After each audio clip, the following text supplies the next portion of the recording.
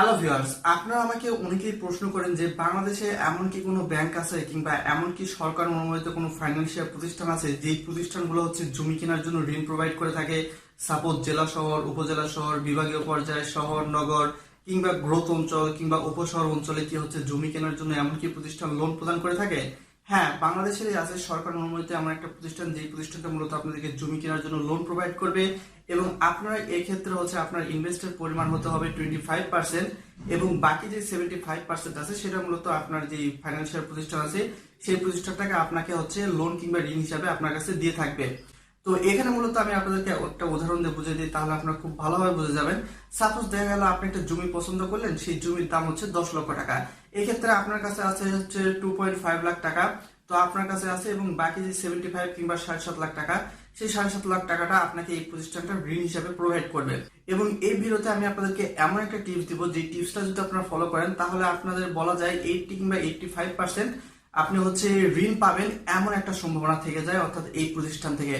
তো সেটাও আমি আপনাদেরকে বলে দিচ্ছি। তার আগে বলে নিই, যদি আপনারা আমাদের চ্যানেলে নতুন হয়ে থাকেন তো প্লিজ চ্যানেলটা সাবস্ক্রাইব করেন, পাশে নোটিফিকেশন বেলটা বাজিয়ে দেবেন এবং ভিডিওটি শেয়ার করতে ভুলবেন না। এবং এই প্রতিষ্ঠানটি আপনাকে ঋণ প্রদান করে থাকবে, এবং এখানে দেখা যাবে যে আপনার বয়স যদি 20 থেকে 60-এর মধ্যে হয়ে থাকে, এবং সেক্ষেত্রে কিন্তু আপনি ঋণ পেয়ে থাকবেন। আর ঋণ পরিশোধের সর্বোচ্চ সীমা 12 বছর পর্যন্ত, এবং এখানে আপনাকে ইন্টারেস্ট সহ কিন্তু ঋণ পরিশোধ করতে হবে। এই যে আপনি ঋণটা নেবেন যে প্রতিষ্ঠান থেকে, সেই প্রতিষ্ঠানের কাছে কিন্তু জমিটা বন্ধক থাকবে। সেখানে আপনার থাকবে 25%, এবং ব্যাংকের নামে কিংবা সেই প্রতিষ্ঠানের নামে, ফাইন্যান্সিয়াল প্রতিষ্ঠানের নামে থাকবে 75%। এই ফাইন্যান্সিয়াল প্রতিষ্ঠানকে আপনি যখন দিনে দিনে ঋণটা পরিশোধ করবেন, তখন কিন্তু আস্তে আস্তে আপনার জমির পরিমাণটা বাড়তে থাকবে, এবং একটা সময় যে কিন্তু এক্ষেত্রে কিন্তু পুরো জমিটাই আপনার নামে হয়ে যাবে। এটাকে বন্ধকি ঋণ কিংবা মর্টগেজ ঋণ বলা হয়ে থাকে। তো নিশ্চিত থাকবেন যে এই প্রতিষ্ঠান থেকে আপনি ঋণ পাবেন। তো আপনাকে এমন একটা জায়গায় জমি কিনতে হবে যে জায়গাটার দাম সোনায় সোহাগা। ওই জায়গায় দেখা যাক মার্কেট দিলে মার্কেটও ভালো চলবে। যদি কোনো আপনি ফ্ল্যাট করেন, বাসা বাড়ি করেন কিংবা মেস করেন, তো ওই জায়গায় ওই জিনিসটাও ভালো চলবে। কিংবা দেখা যাচ্ছে আপনি হয়তোবা কোনো ব্যাংকে দেখা যাচ্ছে আপনি ফ্ল্যাট করে করে বিল্ডিং করছেন, করা ওই বিল্ডিং এ হয়তোবা কোনো প্রতিষ্ঠানকে ভাড়া দিচ্ছেন। তো এই ধরনের এমন একটা প্লেসে আপনাকে জমি কিনতে হবে যেই জমিটা মূলত সোনায় সোহাগা।